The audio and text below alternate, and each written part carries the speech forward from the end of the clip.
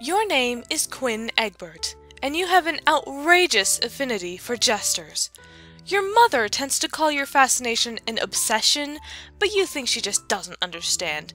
Much like she doesn't understand your simultaneous passion for fashion and design, or anything else about you for that matter. That's not particularly unusual, however. Most people don't really get you. You pride yourself on being a bit of a riddle wrapped in an adorable, trendy package, which is good for you because the object of your affections has a deep love of puzzles. Speaking of affection, you also love indulging in a good romance as often as you possibly can. There's nothing quite like a steamy paperback novel or short erotic one-shot, and while your mother thinks your enjoyment of such things doesn't extend much farther than day-glow bloodsuckers who sparkle in the sunlight, your Amazon.com, DeviantArt, and fanfiction.net accounts would be incredibly revealing if she happened across them.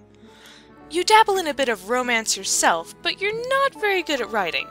Thankfully, your roleplay partner, who is also your best friend, is equally not very good, so you're both able to enjoy your extensive charades without getting too down on yourselves. It should all be about fun, anyway. Like your friends, you have a pester-chum handle. You go by Based Fabio, and you tend to get really excited to talk to your friends. Quinn, check your notes. You've taped up some of your artwork over the face of your Dark Prince, along with some character notes and plot points. This is just for fun, of course, so it's nothing you take particularly seriously, but you do have fun drawing it when your friend is feeling down.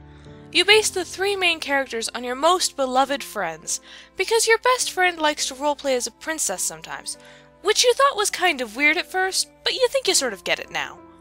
Sometimes he really needs a pick-me-up in the form of a fairy tale where a certain gruff island boy and dapper young gentleman actually take the time out of their days to show him that they really like him, without needing to be told to do so. It's actually a pretty cute story, or so you think. Your friend loves it anyway, and your watchers on DeviantArt seem to like your character designs. You might be able to turn it to a real comic someday, if you weren't so preoccupied with your other projects. You have a pretty large collection of fine china dolls, which stay on your shelves in place of your books, but this little guy here is your personal favorite doll. He's a rag doll, and he's nothing special to the uninformed eye, but you've had him since you were a baby, and you go out of your way to make sure that he always gets the best possible treatment. He's pretty much your brother, after all. His name is John, and he is the cutest and best doll in the whole world. You put him on the stack of novels so he doesn't get knocked over as you go to get your notebook off your bed. You keep a lot of odds and ends in your black notebook, including not only sketches and creative stuff, but personal things too. Like things your friends send you that you don't want your mom to find, and, on occasion, your thoughts about important things that have happened to you. Quinn, look inside. Most of those things have to do with Jasper's Lalonde. You aren't ashamed to admit it. In private, that is. What's that? No, we aren't allowed to see most of them. This is your personal business, after all. Quinn, what about those things on the wall? Oh, those? Those are just some things you don't like to keep tucked away. Quinn, examine special things. Jasper sent you this letter and these pictures on Valentine's Day earlier this year. They were the first things he ever mailed to you, and you remember being really nervous to read the letter for the first time. Dear Quinn, how are you? I know I've probably spoken to you today, but it never hurts to ask again. I know you've been feeling a little down lately, so I really wanted to make sure that your day was special by letting you know how important you are to me, not only as a friend, but just as somebody who's a part of my life at all.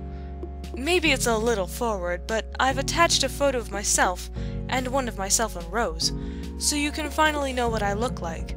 It's been a while since you first showed me your pretty face, and I'll admit that I've been somewhat nervous about showing you my own, which is unusual for me, but I've been a bit self-conscious, I suppose. You are so lovely.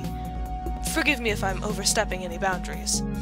I hope that maybe, if you decide that I happen to not be particularly offensive to look at, you might pester me tonight and perhaps let me know if you would like to be my Valentine. I would certainly like to be yours. Your dear friend, J.F. Lalonde.